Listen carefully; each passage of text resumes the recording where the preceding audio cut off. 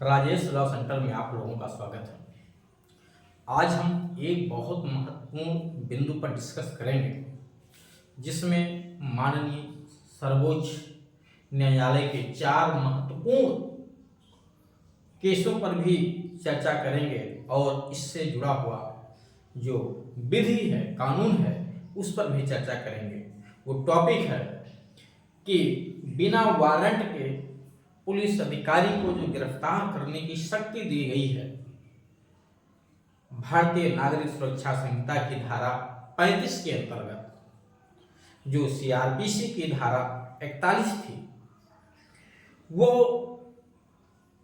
क्या है कानून के अनुसार, यानी जो विधि में कानून लिखा है वो क्या है, और माननीय सर्वोच्च न्यायालय के 4 महत्वपूर्ण निर्णयों के माध्यम से क्या गाइडलाइंस उस पे जारी किया गया है।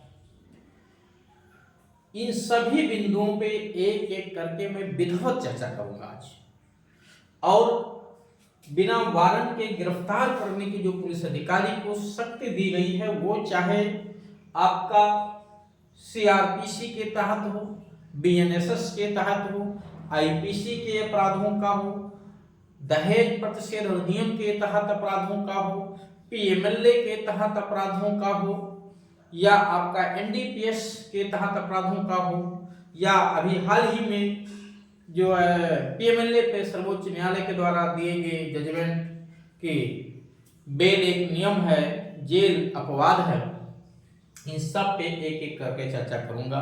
और अगर किसी भी व्यक्ति को कोई बात नहीं समझ में आई है, या इसके अलावा किसी अन्य टॉपिक पे, चाहे वो SC/ST एक्ट हो, संपत्ति से जुड़ा हुआ कोई विवाद हो, आप इस दिए गए नंबर पे संपर्क करके अपनी सुविधानुसार जानकारी ले सकते हैं। साथ ही साथ हमारे यहाँ PCSJ और HJS तथा ADPO, या कुछ राज्यों में उसको APO भी कहते हैं, इसकी तैयारी भी कराई जाती है। ऑनलाइन और ऑफलाइन दोनों प्रकार के क्लास की सुविधा उपलब्ध है। बच्चे अपनी सुविधा अनुसार क्लास ज्वाइन करने के लिए दिए गए नंबर पर संपर्क कर सकते हैं। तो आइए हम यहाँ पे चर्चा करेंगे पुलिस अधिकारी द्वारा बिना वारंट के गिरफ्तार करने की पावर। जैसे सुनने में आता है, ये प्रचलन में भी है कि 7 साल तक के कारावास में गिरफ्तारी नहीं है। गिरफ्तारी नहीं है, इसका मतलब क्या है? नहीं है का मतलब नहीं है, या है नहीं है, क्या है इसका मतलब? इस सभी बिंदुओं पे एक एक करके मैं चर्चा करूंगा।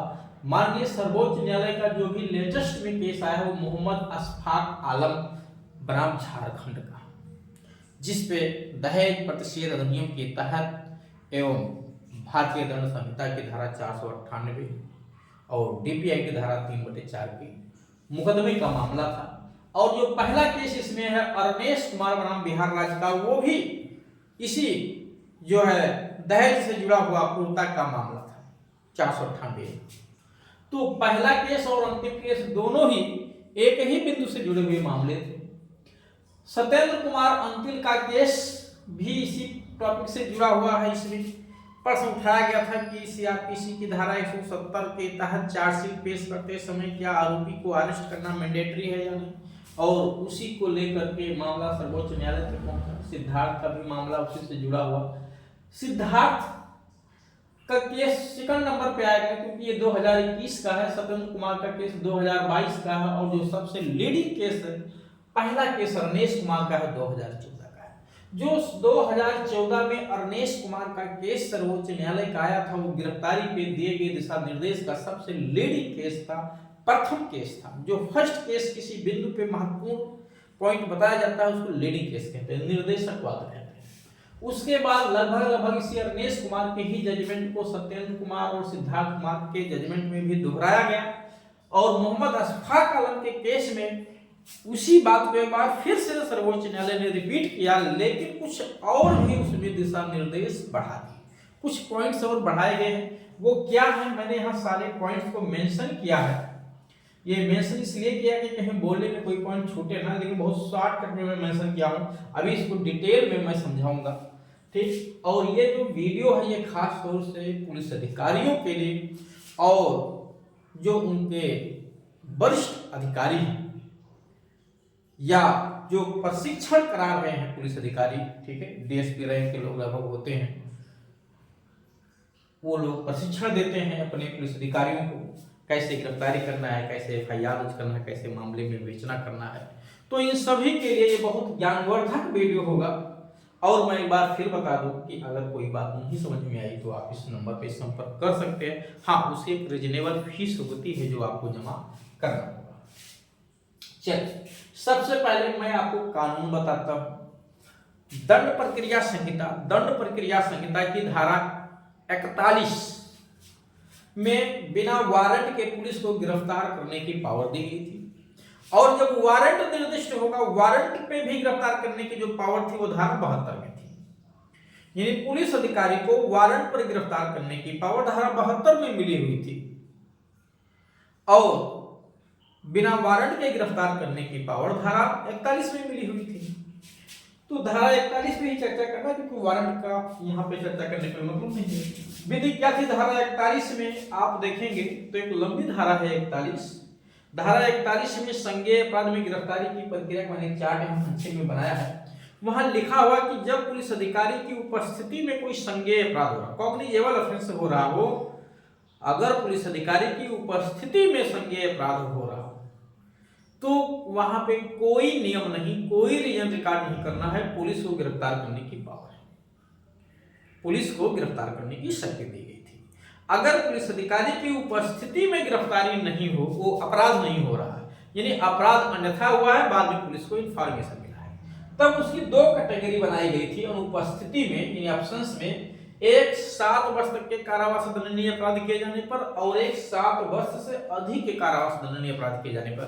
7 वर्ष से अधिक में मृत्युदंड और आजीवन कारावास भी शामिल है।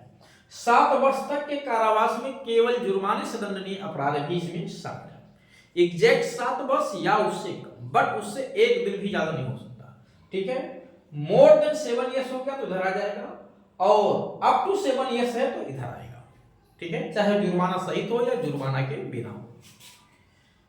अब क्या था कि जब कभी पुलिस अधिकारी के कानून में लिखा, मैं कानून बता रहा हूं, समझिएगा, जब कभी किसी पुलिस अधिकारी को यह सूचना मिलती है कि किसी व्यक्ति ने कोई 7 वर्ष तक के कारावास से दंडनीय अपराध किया, यानी एफआईआर दर्ज कराने वाला व्यक्ति है जो उसमें पीड़ित होगा, एफआईआर दर्ज कराने आएगा, तो पुलिस को जब ये सूचना मिलती है कि 7 वर्ष तक के कारावास से दंडनीय अपराध घटित हुआ है, तो 3 शर्तें पहले हैं। सबसे पहले क्या, उसके समक्ष या तो उचित परिवाद किया गया हो, उचित परिवाद एप्रोप्रिएट कंप्लेंट किया गया हो, या उसे विश्वसनीय सूचना मिली हो, या उचित संदेह कि उसने 7 वर्ष तक के कारावास दंडनीय कोई अपराध किया है। उसके बाद फिर क्या है, इन तीनों आधारों में, चाहे उचित परिवाद के आधार पे या विश्वसनीय सूचना के आधार पे या संदेह के आधार पे, यह विश्वास हो गया हो पुलिस को क्या कि उपयुक्त आधार पर उक्त अपराध हुआ है, यानी जिस अपराध की सूचना दे रहा है सूचनादाता पीड़ित कि मेरे साथ मारपीट हुआ, मेरे साथ गाली गलौज हुआ, मेरे घर में चोरी की गई, मेरे साथ जो है छेड़खानी हुई, क्योंकि यही सब अपराध, मेरे साथ गाली गलौज हुआ, मुझे धमकी दिया गया, ठीक है, यही सब 7 वर्ष या उससे नीचे वाले में आते हैं, या उद्यापन हुआ, ठीक, किडनैपिंग हुई मेरी, तो ऐसे अपराध की क्या हो, ये पुलिस को विश्वास हो जाए कि ऐसा अपराध हुआ है। ये नहीं कि जांच का विषय अपराध हुआ कि नहीं एफआईआर लॉन्च कर ले, नहीं, ये विश्वास हो जाए कि ऐसा अपराध हुआ है, यानी पुलिस 90% ये मान के चले कि अपराध हुआ है, या 99% मान के चले कि अपराध हुआ है, बट 1% को संभावना है कि हो सकता है ना हुआ, बट ये विश्वास उससे हो जाए कि अपराध हुआ है। तब फिर लिखा है पल्स, तब 5 में से कोई एक या एक से अधिक शर्त पूरा होने पे अरेस्ट करने की पावर कानून देता है। देखिए, उचित संदेह में यानी पुलिस को पूरा बिलीव है कि अपराध हुआ, निश्चित तौर से हुआ। वो वीडियो भी दिखा रहा है कि देखिए साहब ये अपराध मेरे साथ हुआ, 7 वर्ष तक के कारावास दंडनीय अपराध, जिसमें जो है मारपीट, चोरी, हाथ पैर तोड़ देना भी शामिल है, बस वो लोहा लकड़ से न किया गया हो, राड वगैरह से न किया गया हो, ठीक, गाली गलौज करना, धमकी देना, सिंपल चोरी करना, घर में घुस के चोरी करना, लोक सेवक द्वारा चोरी करना, उद्यापन करना, जो है छेड़खानी के अपराध करना, स्त्री का लज्जा भंग करना, इस तरह के जो अपराध आते हैं, अगर इस तरह का अपराध उसने किया है, डीपी एक्ट के तहत दहेज मांगने का अपराध किया है, ठीक है, दहेज का लेना देना का अपराध है, 498 का अपराध है, यानी क्रूरता का अपराध है, ये सब अगर अपराध हो, सब 7 वर्ष के दंडनीय अपराध है। ये अपराध हुए हैं, विश्वास हो गया पुलिस को कि अपराध हुआ है, तब भी गिरफ्तार नहीं करना, ध्यान दीजिए, तब भी गिरफ्तार नहीं करना है। अब गिरफ्तार करने के लिए 5 में से कोई एक शर्त पूरी हो तब गिरफ्तार करेंगे, यानी केवल इस आधार पे कि जो सूचना मिली है वो सही है, अपराध हुआ है, तब भी आप गिरफ्तार नहीं करेंगे। कब गिरफ्तार करेंगे? 5 में से कोई एक शर्त पूरी हो तब, कम से कम एक शर्त पूरी हो। क्या शर्त हो? ये कानून कहता है, मैं नहीं कह रहा हूं, ध्यान दीजिएगा। क्या शर्त हो? कि वो कोई फर्दर अपराध कर देगा, आगे अपराध कर देगा, उसे करने से रोकने के लिए उसे अरेस्ट करना जरूरी है। यानी अभी थप्पड़ मारा, अभी फिर जाकर धमकाएगा उसको या फिर रास्ते में मारेगा, तो ऐसी स्थिति में उसे आप गिरफ्तार कर सकते हैं। अब ख क्या कहता है? या समुचित अन्वेषण के लिए, उस मामले में बिना उसे गिरफ्तार किए समुचित इन्वेस्टिगेशन नहीं होगा, प्रॉपर इन्वेस्टिगेशन नहीं हो पाएगा। अगर ये रीजन विद्यमान हो तो इस रीजन पे आप उसे अपने कारणों को लिखते हुए अरेस्ट कर सकते हैं, या जो साक्ष्य है उस मामले में उससे छेड़खानी करेगा, उसको नष्ट करेगा, उसे मिटा देगा, तो उसे रोकने के लिए हम उसे गिरफ्तार कर सकते हैं। या जो उस मामले में गवाह है, जो मामले से परिचित, हमें धमकाएगा, डराएगा, प्रलोभन देगा, लालच देगा, तब गिरफ्तार कर सकते हैं, ये बात लिख करके।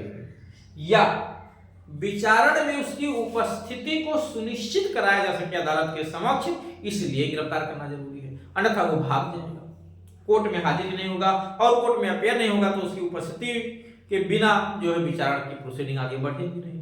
यद्यपि हम नई संहिता में उसकी अनुपस्थिति में भी विचारण किए जाने की छूट दी गई है, बट वर्तमान में सुप्रीम कोर्ट में चैलेंज हो चुका है, ध्यान दीजिएगा, वर्तमान में सुप्रीम कोर्ट में चैलेंज किया जा चुका है। चलिए, तो ये 5 में से कोई एक कारण अगर विद्यमान है तब आप उसे गिरफ्तार करेंगे कारणों को लिखते हुए, नहीं विद्यमान है तो नहीं करेंगे, तो भी लिखेंगे 5 रीजन की उसमें से कोई भी कारण विद्यमान नहीं है,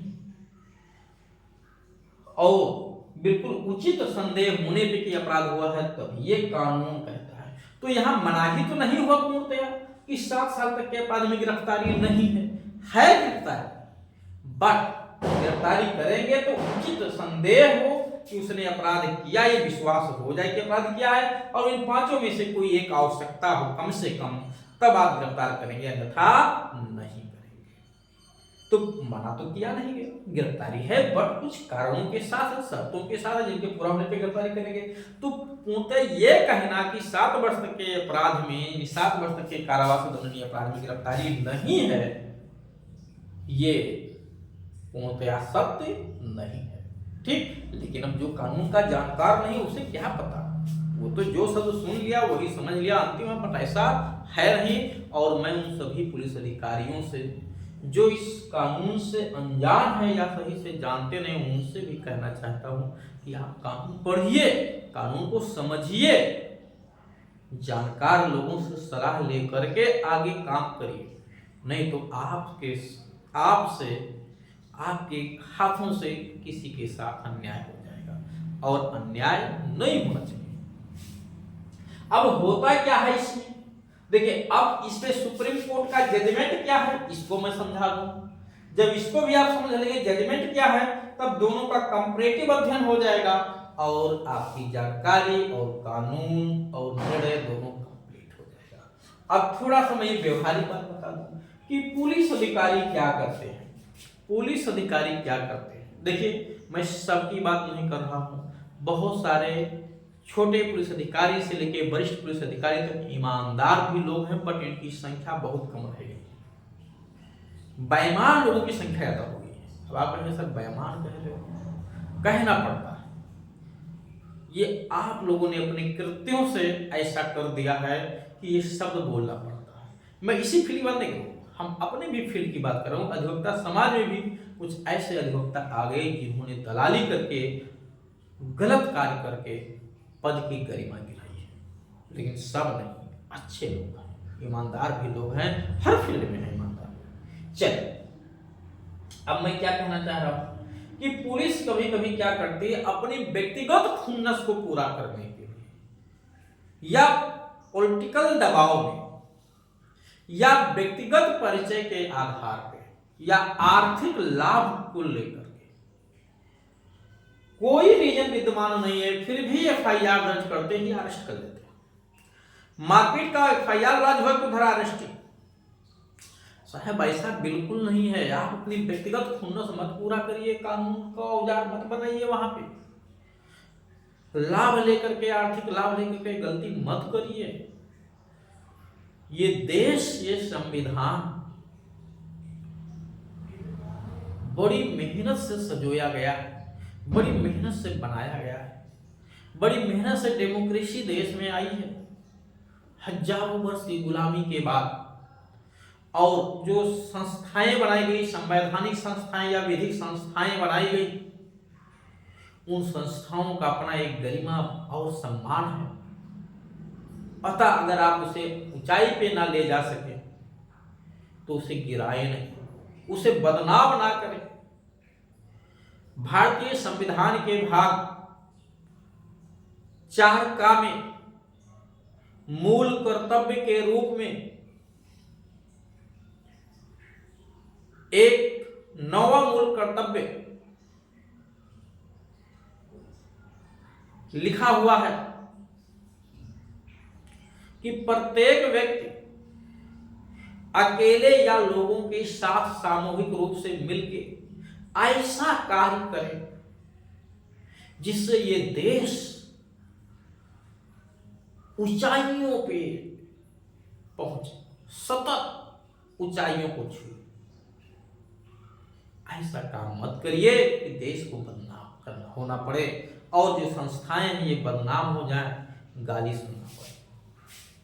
चलिए, अब इस पे मैं सुप्रीम कोर्ट के जजमेंट पे आता हूं।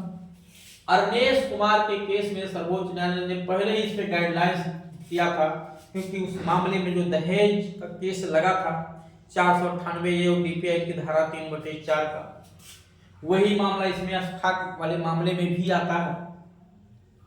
तो उस समय सुप्रीम कोर्ट ने गाइडलाइंस दिया कि मनमाने तरीके से पुलिस ने अरेस्ट कर लिया था और दहेज के मामले को पाया भी गया कि इसका काफी दुरुपयोग हुआ, इसलिए सुप्रीम कोर्ट को गाइडलाइंस जारी भी करना पड़ा। जिस भी कानून का या जिस भी प्रोविजन का दुरुपयोग होगा तो सुप्रीम कोर्ट को तो फिर सामने आना ही पड़ेगा। जैसे अभी पीएमएलए जो prevention of money laundering act का भी इतना दुरुपयोग केंद्र सरकार करने लगी कि उसका जो प्रोविजन है धारा 37 जिसमें अरेस्टिंग पे बेल का प्रावधान है, उस पे सुप्रीम कोर्ट को बोलना पड़ा कि ये नियम जो है सामान्य कानूनों की भांति है और बेल एक नियम है, जेल एक अपवाद है। चलिए आते हैं इसमें क्या सुप्रीम कोर्ट ने गाइडलाइंस दिया। सबसे पहले सुप्रीम कोर्ट ने कहा कि पुलिस अनावश्यक रूप से गिरफ्तार न करे, यानी सुप्रीम कोर्ट का यह सख्त निर्देश है कि पुलिस अनावश्यक रूप से गिरफ्तार ना करे। अब कुछ वाले पुलिस सुनते हैं, अरे हमारा क्या लेंगे सुप्रीम कोर्ट, हम तो गिरफ्तार कर लेंगे, हम तो थाने के बाबू हैं, थाने के मालिक हैं, राजा हैं, थाने के शेर है, जो मन में आए वो कर लेंगे। अरे फंस जाएंगे कानून में। कानून का हाथ बहुत लंबा होता है, नौकरी जा चली जाएगी आपकी। अभी इलाहाबाद हाई कोर्ट ने, दिल्ली हाई कोर्ट ने इस सुप्रीम कोर्ट के दिशा निर्देश के अवमानना के लिए पनिश किया है, पुलिस वालों को पनिश किया है। 2022 का मामला है, 14 अगस्त का इलाहाबाद हाई कोर्ट का जजमेंट है, उसमें 14 दिन के लिए शायद जेल भेजा था। अगस्त का मामला है यार, 2022 का मामला है, 14 दिन के लिए जेल भेजा था। दिल्ली हाई कोर्ट ने भी पनिश किया इस अवमानना के उल्लंघन करने पे। तो आप ये मत सोचिए फंस जाएंगे तो फिर निकलते और उगलते बनेगा नहीं। इसलिए अपनी शक्तियों का सही तरह से सदुपयोग करें और जिससे देश और समाज के साथ न्याय हो सके और आप न्याय करने के लिए ही तत्पर आए। तो पुलिस अनावश्यक रूप से गिरफ्तार ना करे, जबकि होता क्या अनावश्यक है तो गिरफ्तार किया जाता है। देखिए मामलों में बड़े पैमानों में यही हो रहा था, चाहे तो व्यक्तिगत पैसा लेकर के किया जा रहा हो, चाहे राजनीतिक दबाव में आकर के किया जा रहा हो, या व्यक्तिगत खुन्नस में किया जा रहा हो, या सरकार के दबाव में किया जा रहा हो, लेकिन ये बड़े पैमाने पे होता है।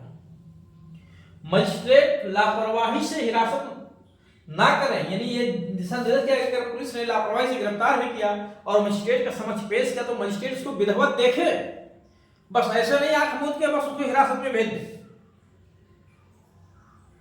हमारे यहाँ एक परंपरा बन गई है, अदालतों की भी बात मैं कर रहा हूं कि बिल्कुल लकीर के फकीर भी कुछ जज बने बैठे हुए, धारा देखेंगे ये धारा है इसमें तो जेल होना है। अरे साहब एक बार मामले को तो देखिए, उन परिस्थितियों को तो देखिए किन परिस्थितियों में व्यक्ति ने अपराध किया है, धारा देख के आप जेल भेज रहे हैं। ये कहां का नियम है? ये केवल और केवल उस कोर्ट में जो परंपरागत तरीके से नियम बना हुआ है वही, और ये उन जजों के लिए है जो 5 क्वेश्चन पढ़ के कभी जज बन जाया करते थे। आज वो नियम नहीं रह गया है। आज आप कानून को पढ़ा है, आपने सुप्रीम कोर्ट के जजों को रीड किया है, समाज को देखा है। कितनी बार सुप्रीम कोर्ट ने गाइडलाइंस दिया है कि आप खुद बेल देने की पावर है किसी भी मामले में, कहीं नहीं लिखा है, कोई गाइडलाइंस नहीं है कि निचली अदालत इन मामलों में बेल नहीं देगी, फिर भी आप परंपरा बना लिए हैं बेल नहीं देगी। ये कौन सा नियम है? अगर मामले की परिस्थितियां ऐसी हैं कि उसमें बेल मिलना चाहिए तो दीजिए जमानत। तो मजिस्ट्रेट लापरवाही से हिरासत में ना भेजें, मामले का अध्ययन करने के पश्चात अगर भेजने लायक है तो भेजे, नहीं तो उसे बेल पे छोड़ दे। तीसरा क्या है? राज्य पुलिस के निर्देश दे, ये राज्यों की जिम्मेदारी है। सुप्रीम कोर्ट ने कहा कि प्रत्येक स्टेट अपने पुलिस अधिकारियों को ये डायरेक्शन इशू करे कि धारा 41 का पालन सही से करें। धारा 41 जो मैंने बताया है भी कि उचित संदेह होने पे या उचित विश्वसनीय सूचना मिलने पे या परिवार मिलने पे आप ये संदेह एकदम उचित रूप से विश्वास हो जाए कि अपराध किया है, तब इन 5 में से किसी एक उद्देश्य की पूर्ति के लिए आप अरेस्ट करिए। अगर ये 5 उद्देश्य फेल नहीं हो रहे हैं तो आप अरेस्ट मत करिए। ये सुप्रीम कोर्ट ने कहा कि राज्य सभी स्टेट अपने पुलिस अधिकारियों को डायरेक्शन इशू करें, लेकिन पता नहीं क्या होता है, कोई डायरेक्शन नहीं, मनमाना चलता है। ठीक है, क्योंकि मैं तो देख रहा हूं, पूरे देश के कानून को मैं देख रहा हूं। ये मत सोचिएगा कि मैं लखनऊ में बैठा हूं तो केवल लखनऊ के कानून को यूपी के जाता हूं, नहीं, मेरे पास पूरे देश से फोन आता है। और पीड़ित आरोपी पुलिस अधिकारियों और अन्य लोगों को भी, जो लोग इस मामले से परिचित हैं, कानून से जुड़े हुए लोग हैं, सभी लोगों का, अधिवक्ताओं का, सबका फोन आता है। डेली कम से कम 30, 40, 50 फोन आते हैं। सबकी अपनी अपनी समस्याएं हैं, लोग बताते हैं। इस तरह से मैं पूरे देश के कानून को देख ले रहा हूं। तो पुलिस अधिकारी, फिर ये तीसरा आपने देखा, राज्य की जिम्मेदारी डाली गई कि धारा 41 के पालन को सुनिश्चित कराए अपने पुलिस अधिकारियों से। चौथा, पुलिस अधिकारी 41(1)(2) के तहत एक चेक सूची रखें। 1(ख) के तहत क्या कि उनको ये उचित संदेह प्राप्त हो गया है कि अपराध हुआ है, तो इन आधारों में से जिस आधार पर उन्हें अरेस्ट करना उसकी एक रजिस्टर रखें, चेक सूची रखें कि ये आधार विद्यमान था, मैंने गिरफ्तार किया और ये सामग्री पाई गई। तो चेक सूची रखने की जिम्मेदारी डाल दी सुप्रीम कोर्ट ने कि प्रत्येक पुलिस अधिकारी एक चेक सूची रखे धारा 41(1)(ख)(2) के तहत। और चेक सूची के साथ जब किसी व्यक्ति को अरेस्ट करे तो उस चेक सूची में वो सारे विवरण भरे, वो सारे विवरण उसमें भरे, ये 5 में से जो भी आधार विद्यमान है, और जो सामग्री कोई पाई गई है तो उस सामग्री के साथ चेक सूची और वो सामग्री मजिस्ट्रेट को भेजे। ध्यान से, जब भी आपको गिरफ्तार करना तो चेक सूची और गिरफ्तारी में जो भी सामग्री कोई बरामद हुई उसके साथ मजिस्ट्रेट को भेजे, और मजिस्ट्रेट की जिम्मेदारी है कि उस चेक सूची को, उस सामग्री का विधिवत अवलोकन करने के पश्चात, वो धारा देख के नहीं, धारा का अवलोकन करने के पश्चात वो गिरफ्तारी की सामग्री और चेक सूची का विवरण का विधिवत अध्ययन करने के पश्चात जब मजिस्ट्रेट को उचित लगे तब वो उसे हिरासत में भेजे, अन्यथा जमानत पर छोड़ दे। सातवां लिखा है गिरफ्तार ना करने की सूचना। अगर पुलिस गिरफ्तार नहीं करती है, ध्यान दीजिएगा, अगर पुलिस गिरफ्तार नहीं करती है तो क्या होगा, 41 की नोटिस भेज देती थी। आप लोग सभी जानते हैं 41 की नोटिस 2008 से जोड़ी गई थी, 21/12/9 से लागू हुआ था, क्योंकि काफी आंदोलन हुआ था उसको लेकर के। तो गिरफ्तार अगर नहीं करते हैं तो इसकी सूचना 2 सप्ताह के भीतर मजिस्ट्रेट को भेजा जाएगा। गिरफ्तार नहीं करने पे यानी अपराध दर्ज होने की तारीख से 2 सप्ताह के भीतर अगर पुलिस अरेस्ट नहीं करती तो मजिस्ट्रेट को इन्फॉर्म करे कि साहब आरोपी को मैं गिरफ्तार नहीं कर रहा हूं। क्यों नहीं कर रहा हूं, रीजन बताना पड़ेगा कि नहीं गिरफ्तार कर रहा। और इसको एसपी चाहे तो 2 सप्ताह के समय को बढ़ा भी सकते हैं, तो इसकी सूचना एसपी को भी दी जाती है। तो एसपी चाहे तो 2 सप्ताह के समय को बढ़ा सकते हैं। ठीक, फिर क्या है कि 41 का की नोटिस 2 सप्ताह के भीतर दी जाएगी आरोपी को। अगर पुलिस गिरफ्तार नहीं कर रही है तो इधर मजिस्ट्रेट को 2 सप्ताह के भीतर सूचना भेजी जाएगी, और साथ ही साथ 2 सप्ताह के भीतर आरोपी को भी इस बात की सूचना भेजी जाएगी कि आपको गिरफ्तार नहीं किया जा रहा है, अतः आप पुलिस की मदद करें, सहायता करें। जब जब आपको बुलाया जाए आप हाजिर होइए, जो आपसे पूछा जाए, जो मंगाया जाए उसमें पूरा सहयोग करिए। तो गिरफ्तार ना करने पे अपराध किए जाने की तारीख से 2 सप्ताह के भीतर मजिस्ट्रेट को भी इन्फॉर्म करना है। मजिस्ट्रेट मतलब यहाँ जुडिशियल मजिस्ट्रेट से जिसका जुरिडिक्शन उस मामले पे बन रहा है, और उस पीड़ित को भी नोटिस भेजना है 41A कि आपको अरेस्ट नहीं किया जा रहा है और आप पुलिस का सहयोग करें, कोऑपरेट करें। उसके बाद 9 में लिखा है, हाँ, दोनों समय को एसपी को पावर दिया गया, जिला पुलिस अधीक्षक को, जिसको कप्तान भी कहा जाता है, कि ये समय को बढ़ा सकते हैं, 2 महीने के समय को, 2 सप्ताह के समय को बढ़ा सकते हैं। फिर लिखा हुआ है पुलिस एवं मजिस्ट्रेट पर शर्त का उल्लंघन पर विभागीय कार्रवाई। आप जरा देखिए, अगर पुलिस एवं मजिस्ट्रेट ने जो जिम्मेदारी उन्हें दी गई, चाहे वो अर्थाकोर्ट हो या पुलिस अधिकारी हो, अगर उन्होंने अपनी शर्तों का उल्लंघन किया, शर्तों का पालन नहीं किया, मजिस्ट्रेट ने विधिवत अध्ययन नहीं किया चकसूची का, गिरफ्तार की गई सामग्रियों का, और हिरासत में भेज दिया है, तो मजिस्ट्रेट की भी खैर नहीं और उस पुलिस अधिकारी की भी खैर नहीं जिसने बिना किसी उचित आधार के आरोपी को अरेस्ट कर लिया।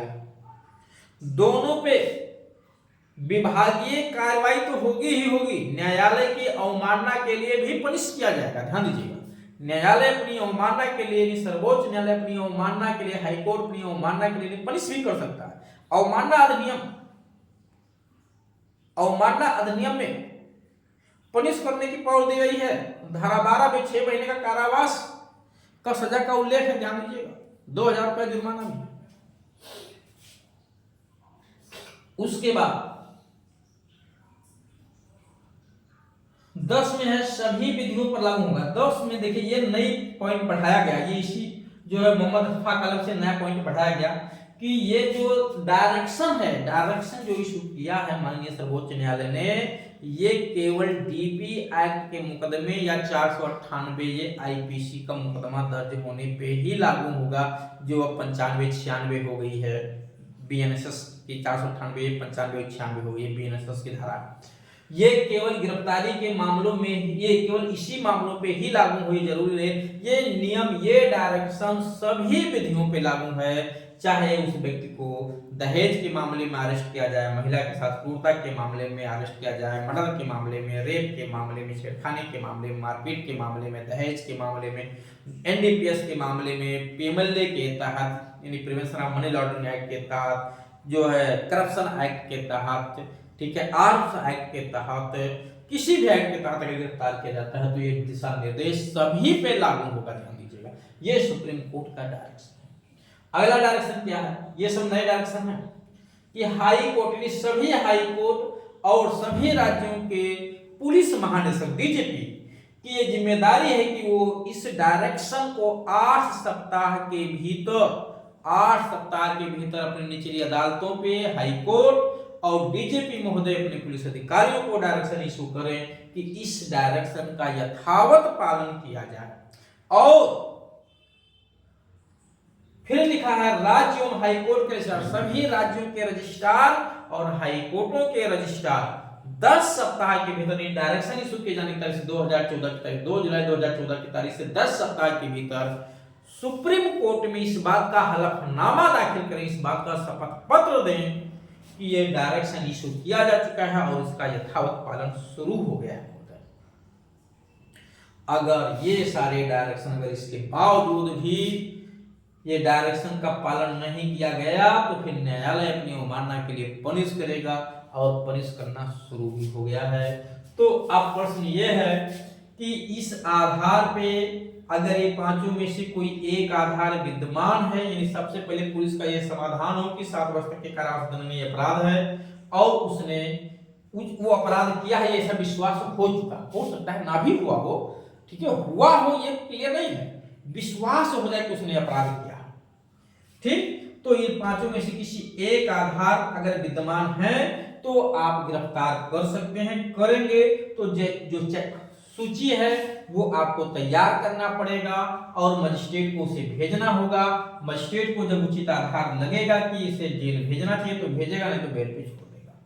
अगर आप नहीं गिरफ्तार करते हैं तो मजिस्ट्रेट को और आरोपी को 2 सप्ताह के भीतर इन्फॉर्म करेंगे कि आपको अरेस्ट नहीं किया गया और मजिस्ट्रेट साहब को बता देंगे, ठीक। तो ये कानून है और ये नियम, यानी वर्तमान में मैं कहूँ एक लाइन में अगर बताऊं कि अब क्या नियम है साहब, तो सीधा सा नियम ये है कि 7 साल तक के कारावास दंडनीय अपराध में पुलिस इन दशाओं में 7 तो पांचों में से कोई एक शर्त अगर पूरा हो रहा है तो अरेस्ट करेगी, अन्यथा नहीं करेगी, और करेगी तो जो चेक सूची है उसको भरेगी और जो गिरफ्तारी की सामग्री है उसके साथ वो चेक सूची संबंधित कोर्ट में मजिस्ट्रेट साहब को भेज दिया जाएगा।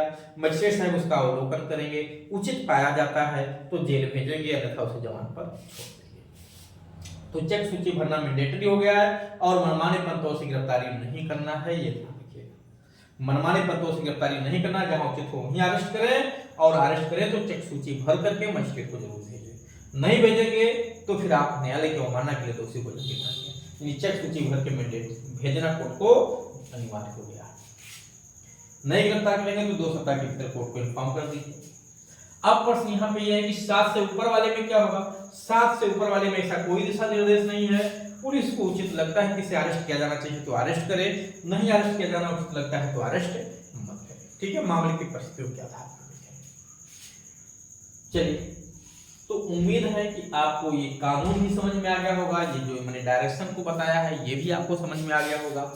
और उसके बाद भी अगर कोई समस्या किसी की रह गई हो तो नंबर मैं यहाँ लिख दे रखा हूँ, आप इस नंबर पे संपर्क करके अपनी सुविधा अनुसार जानकारी ले सकते हैं, ठीक है। हाँ, इससे एक रीजनेबल फीस होगी वो आपको जमा करना होगा। साथ ही साथ हमारे यहाँ पीसीजे, एपीओ, एचजीएस की तैयारी भी कराई जाती है। जो बच्चे इच्छुक हैं तैयारी करने के लिए उस दिए गए नंबर पे संपर्क करके ऑनलाइन या ऑफलाइन क्लास भी ज्वाइन कर सकते हैं।